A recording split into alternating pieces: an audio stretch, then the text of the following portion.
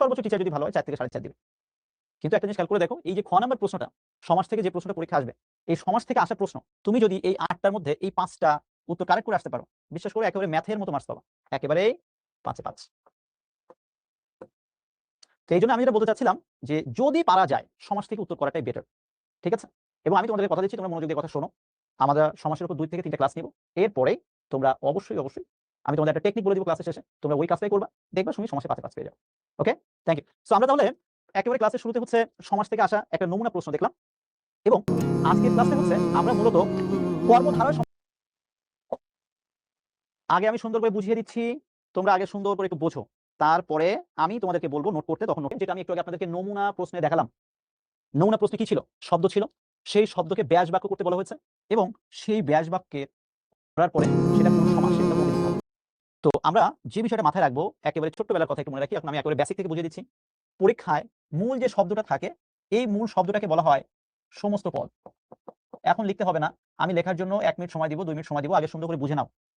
মূল যে শব্দটা থাকবে পরীক্ষার হলে, অর্থাৎ একটু আগে আমরা দেখছিলাম বিগত বছরের প্রশ্ন, এই যে দেখো মূল শব্দ হচ্ছে এগুলো, এই যে শব্দগুলো থাকবে, এই শব্দকে আমাদের সমাস নির্ণয় করতে হবে। তো মূল যে শব্দটা থাকবে, এই মূল শব্দকে আমরা বলবো সমস্ত পদ।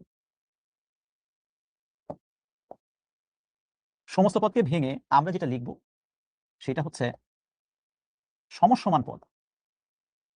মনে থাকবে, সমস্ত পদকে ভেঙে অর্থাৎ মূল শব্দকে ভেঙে আমরা যেটা লিখেছি এটাকে বলা হয় সমসমান পদ। সমসমান পদের খুব সুন্দর একটা নাম রয়েছে, যেটাকে বলা হয় ব্যাস বাক্য। সমসমান পদের সুন্দর একটা নাম রয়েছে, যেটাকে আমরা কি বলছি? ব্যাস বাক্য। লক্ষ্য করে দেখুন, আপনার প্রশ্ন কিন্তু ছিল ব্যাস বাক্য সহ সমাস নির্ণয় করো। তাহলে মূল শব্দটাকে ভাঙার পরে আমরা যেটা লিখি ওইটাই হচ্ছে ব্যাস বাক্য। আপনাদের ক্লাসে একেবারে পূর্বে যে পদটা থাকে সেটাকে আমরা বলবো পূর্বপদ। খুবই মনোযোগ দিয়ে লক্ষ্য করুন, আমি কিন্তু একবারের বেশি এগুলো বুঝাবো না, আপনি যেমনটা ভাবছেন এরকম কিন্তু না। দেখুন, আপনারা এখন যথেষ্ট ম্যাচিওর ভাইয়া, মনে করো যে ভাই এটা একটা অনলাইন ক্লাস, তোমরা সবাই বোঝো, পুরোটাই এই পূর্বপদ এবং এই পরপদ, এই কনসেপ্টের উপর বেসিস করে। এখন তাহলে আমি এতক্ষণ ধরে যেটুকু বুঝালাম, সমাসের বেসিক হচ্ছে এটা, সমাসের ফাউন্ডেশন হচ্ছে এটা, সমাসের ভিত্তি হচ্ছে এটা। যদি আপনারা এটা বুঝতে পারেন তাহলে বিলিভ মি, সমাস আপনার 70% থেকে 80% বোঝা শেষ, আর বাকি 30% নির্ণয় করতে হবে। সেই শব্দটাকে আমি বলছি সমস্ত পদ। সমস্ত পদকে ভেঙে আমি যেটা লিখেছি সেটা হচ্ছে সমসমান পদ। সমসমান পদের আরেকটা সুন্দর নাম আছে, সেটাকে বলা হয় ব্যাস বাক্য। তাহলে বিষয়টা কি দাঁড়ালো? সমস্ত পদকে ভেঙে আমি যেটা লিখি সেটার নাম ব্যাস বাক্য। ব্যাস বাক্যের ঠিক পূর্বে যে পদটা থাকে সেটাকে বলা হয় পূর্বপদ, আর ব্যাস বাক্যের ঠিক পরে যে পদটা থাকে সেটাকে বলা হয় পরপদ।